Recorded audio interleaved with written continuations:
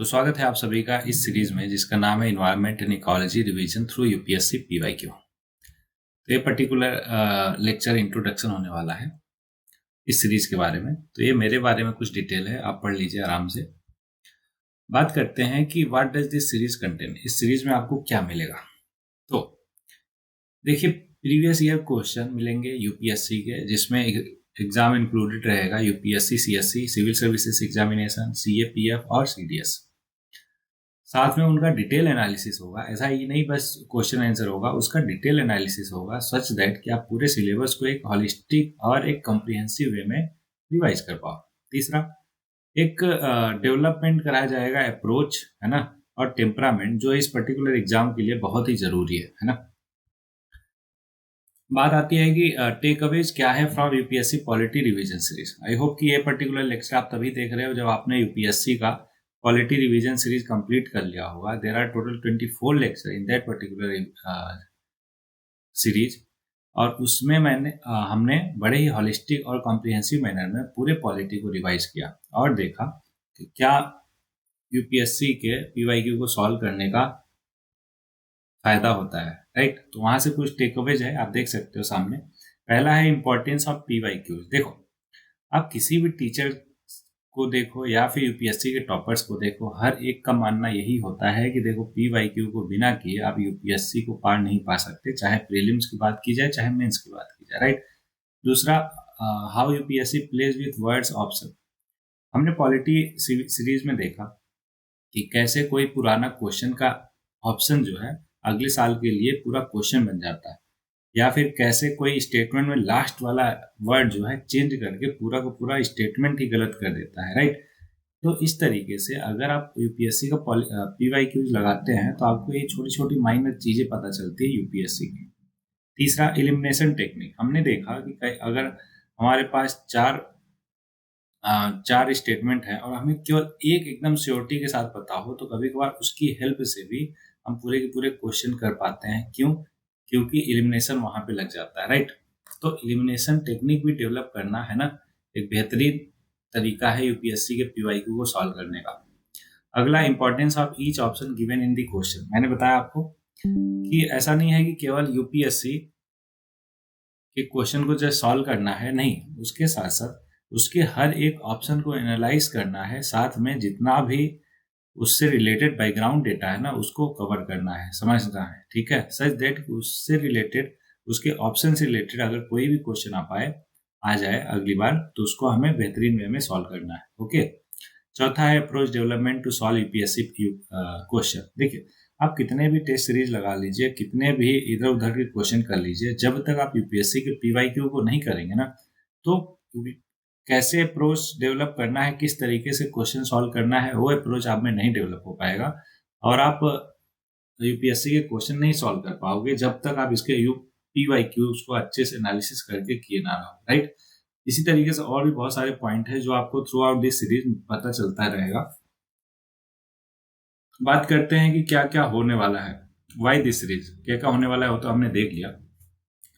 अब हम बात करते हैं कि क्यों क्यों ये सीरीज। तो देखो, कहते हैं ना कि प्रैक्टिस मेक्स वन परफेक्ट, तो इसमें आपकी बेहतरीन प्रैक्टिस होने वाली है साथ में, ठीक है। और कंसिस्टेंसी जो है इस एग्जाम के लिए बहुत जरूरी है, ठीक है।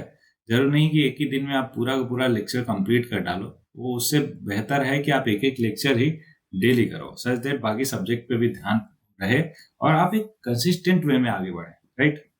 तो ये सीरीज उसमें आपको हेल्प करेगी। अगला पॉइंट है कि प्रैक्टिस अगर आपको करना ही है तो यूपीएससी के गीता कुरान से बेहतर क्या हो सकता है। यूपीएससी का गीता कुरान किसको बोलते हैं? पीवाईक्यू को, है ना। अगर आपको प्रैक्टिस करना ही है तो यूपीएससी के प्रीवियस ईयर क्वेश्चन से करो, है कि नहीं। ओके, अगला है कि आफ्टर एनालिसिंग पीवाईक्यू, हमने पिछला जो पॉलिटी का रिवीजन किया है ना, और हर कोई टॉपर बोलता है, टीचर बोलता है, ये तो आप जानते हो कि टोटली रिलाई कर सकते हो यूपीएससी के पीवाईक्यू पे। और उसी तर्ज पे एक एक क्वेश्चन यूपीएससी में जितना भी पूछा गया है, ना केवल सीएससी बल्कि सीडीएस और सीएपीएफ, वो सारा यहाँ पे इंक्लूडेड मिलेगा आपको। दैट्स वाई आप पूरी तरीके से इस सीरीज पे रिलाई कर सकते हो। कुछ और रीजन, देखिए, रेशनल और कॉमन सेंस वाला अप्रोच डेवलप करना बहुत जरूरी है, जो इस सीरीज को हम सॉल्व करवाते टाइम डेवलप कराएंगे आप में, ओके। और एमसीक्यू सॉल्व करना एग्जाम के लिए जरूरी है कि एलिमिनेशन टेक्निक हो या फिर कॉमन सेंस वाला अप्रोच हो, बाकी चीजें डेवलप करना होता है, जो कि इस सीरीज में आपको मिलेगा।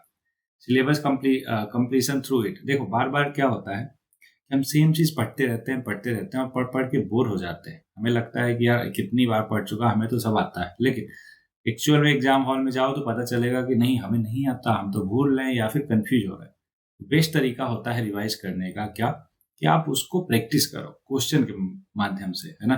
तो यहाँ पे आपको वही मिलेगा कि पूरे सिलेबस को एमसीक्यू के पार्ट में, है ना, एमसीक्यू फॉर्म में कन्वर्ट कर दिया गया है। और जैसे जैसे आप आगे बढ़ते रहोगे सीरीज में, आपको पता चलेगा कि आप पूरा का पूरा सिलेबस रिवाइज कर रहे हो। और कैसे? पीवाई, प्रीवियस ईयर क्वेश्चन को सॉल्व के, मतलब आपका दोनों तरफ से फायदा है। एक तो प्रैक्टिस भी हो रहा, दूसरा पूरा का पूरा सिलेबस भी रिवाइज हो रहा, राइट। और ऐसा नहीं है कि केवल आपको केवल और केवल आप क्वेश्चन कर रहे हो, नहीं, पूरा डिटेल एनालिसिस करेंगे उसका, बैकग्राउंड डेटा का, है ना, कि क्या पढ़ना है, क्या नहीं पढ़ना है, कितना पढ़ना है, कितना नहीं पढ़ना है, everything with every option and every statement included. Okay, अब बात करते हैं कि ये सीरीज किसके लिए है। तो अगर आप यूपीएससी एग्जाम के लिए प्रिपेयर कर रहे हो, चाहे सीएससी हुआ, सीएपीएफ, एनडीए या फिर सीडीएस, तो ये बिल्कुल आप ही के लिए है ना। या फिर अगर आप स्टेट पीसीएस की एग्जाम की तैयारी कर रहे हो, जैसे UP PCS, MP PCS, BP PCS, RAS, मतलब कोई भी स्टेट एग्जाम की तैयारी, क्योंकि हर कहीं पे इन्वायरमेंट होता है सिलेबस, तो बिल्कुल आप इस सीरीज पे रिलाई कर सकते हो। उसके साथ साथ कोई भी ऐसा एग्जाम जिसमें इन्वायरमेंट और इकोलॉजी, बायोडाइवर्सिटी, है ना, ये सब उसके सिलेबस हो, तो ये सीरीज जो है एकदम होलिस्टिक और कॉम्प्रिहेंसिव मैनर में होने वाली है। तो इस पे आप पूरी तरीके से रिलाई कर सकते हो। ठीक है, आगे बढ़ते हैं। मैं क्या एक्सपेक्ट करता हूँ आपसे, ध्यान दीजिएगा। ऐसा नहीं है कि इस सीरीज में जस्ट आप एक वीडियो देख लोगे, काम खत्म, नहीं। यहाँ पे कुछ चीजें रहती है ना, गिव एंड टेक वाला मामला रहता है। मैं आपको पूरा का पूरा सिलेबस एक होलिस्टिक कॉम्प्रिहेंसिव मैनर में कवर करा रहा हूँ, तो जरूरी है कि आपके अंदर ये सारे के सारे, है ना, चीजें डेवलप हों। क्या क्या? आपको रियल और ऑथेंटिक रहना है, अपने डाउट्स पूछने हैं, एक एक चीज क्लियर करना है, कंसिस्टेंट रहना है ना। 2 ही लेक्चर पर डे देखो, 1 ही लेक्चर पर डे देखो, लेकिन कंसिस्टेंट रहो, डेली रहो। और पूरे क्लास में अटेंटिव रहना है। ऐसा कि नहीं वीडियो खोल के, है ना, बाकी आपका ध्यान कहीं और पे और वीडियो चले जा रहा, नहीं, ऐसा नहीं करना है। अगर ऐसा करना है का मन हो तो वीडियो बंद कर दो, है कि नहीं। जो जिस पे ध्यान जा रहा हो पहले वही जाकर अच्छे से कर लीजिए।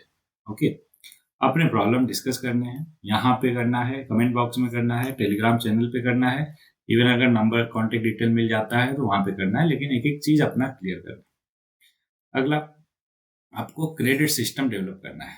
क्यों? समझो, कल को आप एक ब्यूरोक्रेट बनने जा रहे हो इस कंट्री के, राइट। तो जरूरी है कि आप में कुछ कैरेक्टरिस्टिक, कुछ क्वालिटीज होनी चाहिए। वो क्वालिटीज क्या क्या है? जैसे सी का मतलब हुआ आप कंसिस्टेंट होने चाहिए, है ना, किसी भी काम को लेकर। जैसे अपना यूपीएससी का जो प्रिपरेशन है उसमें आप कंसिस्टेंट होने चाहिए। कहते हैं कि एग्जाम क्लियर करने के बाद कोई आईएएस या आईपीएस बनता है, नहीं, एक्चुअल में उसकी शुरुआत उससे पहले होती है ना, तैयारी के दौरान ही। वो कैसे? ये सारे के सारे सिस्टम अगर आप डेवलप कर लेते हो तो ऑलरेडी आप एक आईएएस बन जाते हो, आईपीएस बन जाते हो, राइट। और बिना इन क्रेडिट सिस्टम के या फिर बिना इन कैरेक्टरिस्टिक क्वालिटीज के आप बन के भी, है ना, नहीं बन पाते हो। कहने का मतलब मेरा ये है कि अगर आप में कैरेक्टरिस्टिक है ही नहीं, तो भले ही आप यूपीएससी का एग्जाम क्लियर तो कर लेते हो, लेकिन वहां पे जाकर फायदा से ज्यादा नुकसान करते हो, तो क्या मतलब रहेगा, है ना। तो इसीलिए एक क्रेडिट सिस्टम आपको डेवलप करना है। क्या क्या? कि आपको किसी काम में कंसिस्टेंट रहना है, आपको आप रियल होना है, तीसरा ऑथेंटिक, है ना, ऑथेंटिक रहना है, चौथा डिसिप्लिन रहना है ना। और ए से हुआ अकाउंटेबल होना है ना, कि आप जो भी काम कर रहे हो उसके लिए अपने आप को अकाउंटेबल ठहराना है। रात को जब बीट पे सो तो एक सुकून वाली नींद आए, है ना, आप खुद से नजरें मिला पाओ, बोल पाओ कि हाँ, मैं जो चीज डिसाइड किया था उसको कंप्लीट कर पाया, राइट।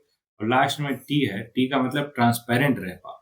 ठीक है, कि आपने कोई पर्टिकुलर टारगेट लिखा अपनी डायरी में या कॉपी में कि आज का हमारा ये टारगेट है, और शाम को उसको क्लियर कर पाओ बिना अपने आप से नजरें झुकाए। ओके, तो एक credit system through out the series हम डेवलप करेंगे। कैसे? कोड के माध्यम से, एक दूसरे से बात करके, है ना। और बाकी तरीके भी हैं, वो आप जब सीरीज में आगे बढ़ोगे तो पता चलेगा। ओके। तो इतना ही इस पर्टिकुलर इंट्रोडक्शन सीरीज में। आई होप कि आपको एकदम एक एक चीज क्लियर हो गई। तो चलो स्टार्ट करते हैं पहले लेक्चर से। Let's begin.